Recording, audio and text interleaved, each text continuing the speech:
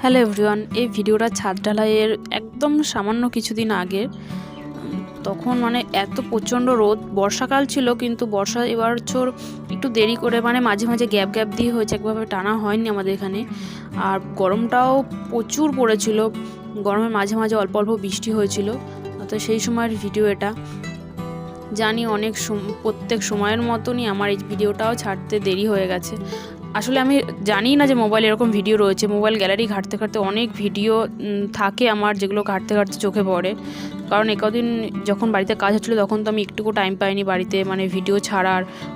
Video কিছু কিছু video করে রেখেছিলাম, সেই ভিডিওগুলো এখন চোখে পড়ছে। একটা ব্যস্তভাবে সকাল শুরু হয়েছিল, আর লালটু সবসময় সঙ্গী তো আছেই।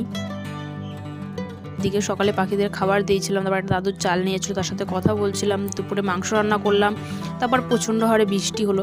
তারপর একটু বেলার দিকে ছাদের ঢালাইয়ের কাঠ আসলো।